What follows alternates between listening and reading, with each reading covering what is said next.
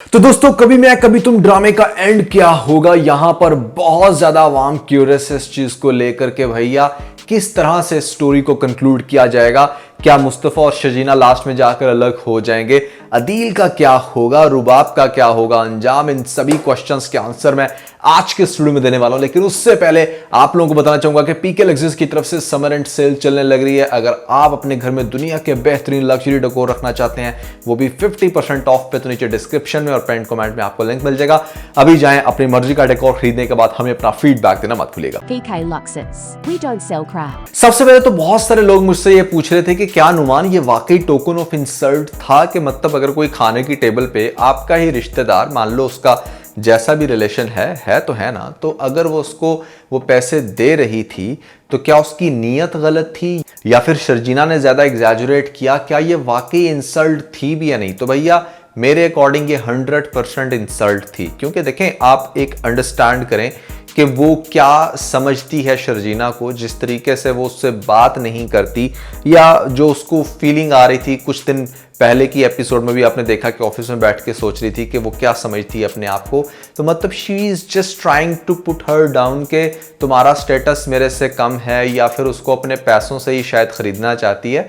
तो ऐसी सिचुएशन में जहां पर नजर आ रहा हो कि आपका अगले के साथ ऐसा कोई फ्रैंकनेस नहीं है, और खास तौर पे वो इंसान जिसके साथ आपकी शादी होने वाली थी नहीं हो पाई, उसके छोटे भाई से होगी, एक बड़ी सिचुएशन को आप अंडरस्टैंड करें ना। अब जो दूसरी औरत आई है वो इस घर के अंदर अपने आप को पता नहीं क्या प्रिटेंड कर रही है।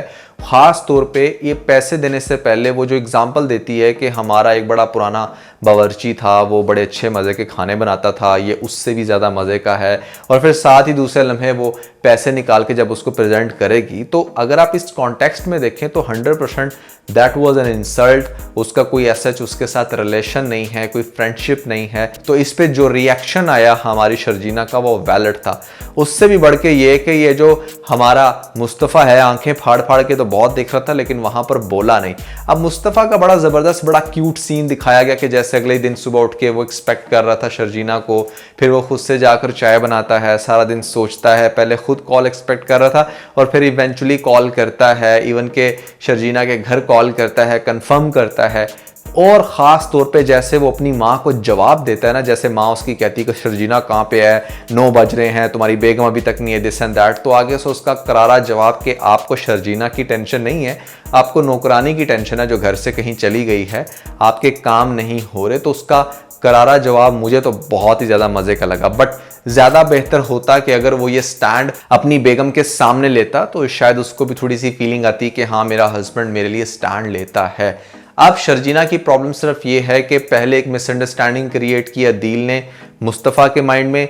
मुस्तफ़ा को ये लगता है कि शायद शर्जीना जो है वो मेरे साथ खुश नहीं है, और शर्जीना को अब ये लगना शुरू हो गया कि शायद मुस्तफ़ा चेंज हो गया क्योंकि वो उसको उस तरह से रिस्पेक्ट नहीं दे रहा, उस तरह से वैल्यू नहीं दे रहा। दोनों मतलब आपस में बड़े बुरे डिस्टर्ब हैं, जबकि दरमियान में मसला सिर्फ कोई नहीं, सिर्फ एहसास कमतरी है, जो कि एक दूसरे से नहीं बल्कि अदील के और रुबाब के वर्ड्स ने मिलकर इनके ऊपर इम्पैक्ट किया है। अब होगा क्या? सबसे पहले तो आपको दिखाया जाएगा कि ये जो अंकल हैं आप फाइनली रिकवर होंगे तो खाने की टेबल पे आएंगे। जब ये पूछेंगे कि भाई शर्जीना कहाँ पे है, तो इनको फिर आए बाएं शाएं करके बता दिया जाएगा। और आपको फिर आगे से ये देखने को मिलेगा कि जो रुबाब है वो अपने हस्बैंड को कहेगी, एक तो उससे कॉफ़ी बनवा रही है, फिर नेक्स्ट उसको कहेगी कि मेरे सैंडल लेके आओ। जब इस तरह से वो बात करेगी और ये चीज़ नोटिस करेगी अदील की माँ भी और आगे से उसका बाप भी, तो वो सोचेगा कि ये किस तरह की औरत है कि मतलब अपने हस्बैंड को इतनी भी रिस्पेक्ट नहीं दे रही कि उससे सैंडल मंगवा रही है, उसको बिल्कुल इसने अपना गुलाम बना लिया।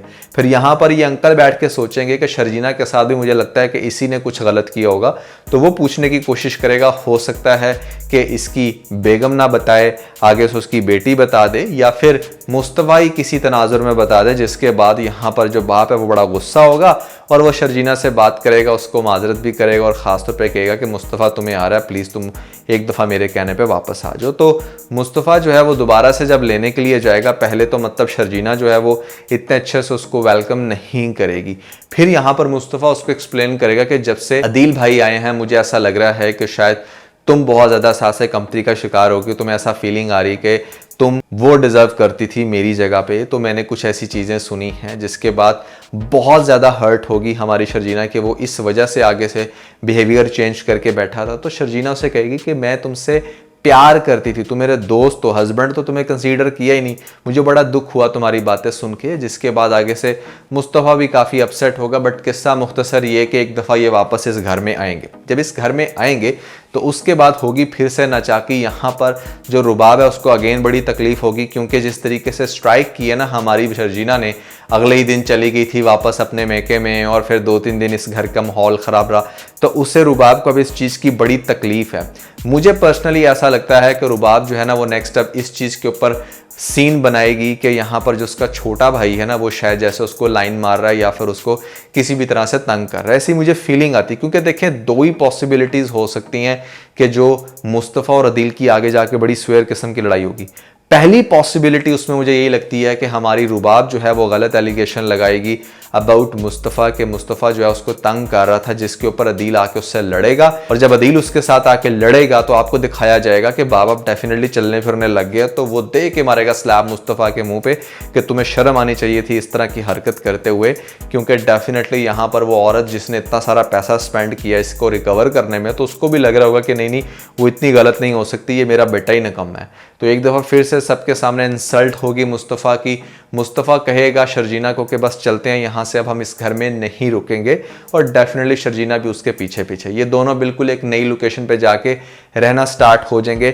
बट कहीं ना कहीं मुस्तफ़ा का माइंड अब इस वजह से डिस्टर्ब है कि उसके बाप ने हाथ क्यों उठाया, या अदील वहाँ पर फिर भी अपने नंबर टांग रहा होगा, मेरा किसी भी काम का नहीं हूँ, और ये फिर से वही स्टूपिड हरकतें करना शुरू हो जाएगा। तो आपको मुस्तफ़ा का एक तीसरा फेज भी दिखाया जाएगा जो कि इससे भी ज़्यादा वर्स होगा। मतलब पहले कूल था, अब सीरियस हो गया और आगे जाके ये वर्स होगा। जब ये वर्स होगा तो ये अबनॉर्मल हो जाएगा, बिल्कुल उल्ट पटांग हरकतें करेगा, बहुत ज़्यादा शर्जीना को तंग करेगा। नए घर के अंदर इसका जो बिहेवियर होगा वो एक्सट्रीम लेवल पे चला जाएगा। जिसके बाद एक दफ़ा फिर से तंग हो के हमारी शर्जीना जाएगी अपने बाप के घर, और बाप फिर उसको सजेस्ट करेगा कि मेरा ऐसा बगैरत दोस्त निकला जिसने मेरी बेटी की ज़िंदगी तबाह कर दी। पहले इसके बड़े बेटे ने जलील किया इसके शादी के टाइम पे, अब छोटा बेटा तंग कर रहा है।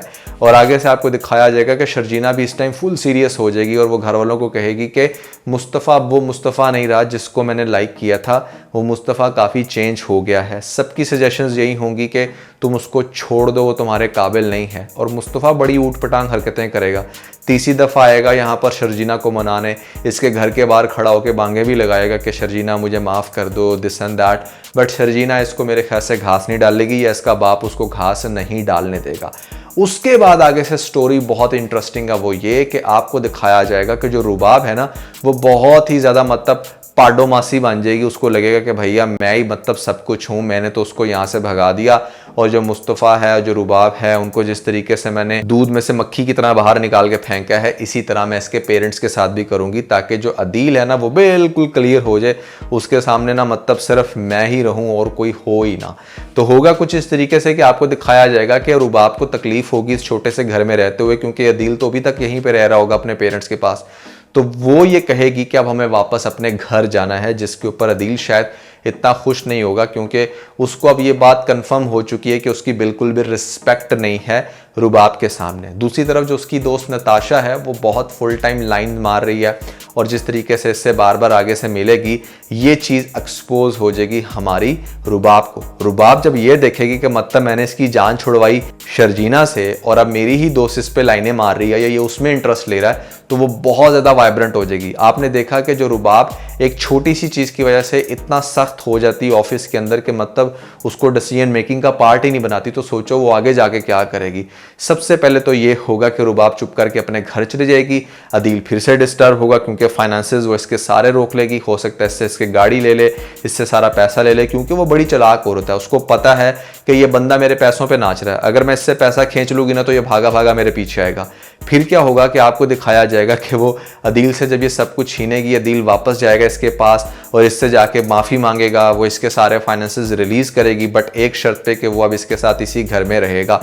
अब अदील कहेगा कि ठीक है, अदील उसके घर में दोबारा रहना शुरू हो जाएगा, लेकिन फिर अदील दोबारा से नई मिस्टेक करेगा। वो मिस्टेक ये कि आपको दिखाया जाएगा कि एक तो वो फिर से नताशा से मिल रहा है और नताशा उसको शायद ये एक्सप्लेन करने की कोशिश करेगी कि उसके पास अब काफ़ी कुछ है, वो चाहे तो किसी भी टाइम रुबाब को साइडलाइन करवा सकता है। अब ये बात पता चल जाएगी हमारी रुबाब को, अभी वो बहुत आग बगोला ही होगी कि अदील एक दूसरा स्टेप लेगा। वो दूसरा स्टेप ये कि यहाँ पर वो अपने माँ बाप को कहेगा कि आप भी मेरे साथ इसी घर में आके एडजस्ट कर लो, यहाँ पर बहुत अच्छा एनवायरनमेंट है, काफ़ी बड़ा घर है, तो आप लोगों को मैं इजीली रख सकता हूँ। अब जो अदील की माँ है लालचन, वो बहुत खुश होगी कि अच्छा हम ये घर छोड़ रहे हैं, बड़े आराम से वो पैकिंग शैकिंग करके अपने हस्बैंड को लेके जब नए घर में, मतलब जो रुबाब का घर है उसके घर में जाएंगे, वहां पर अपनी सेटलमेंट बनाने ही लगेंगे कि रुबाब का वो एक नया फेस देखेंगे, एक टोटली नया फेस।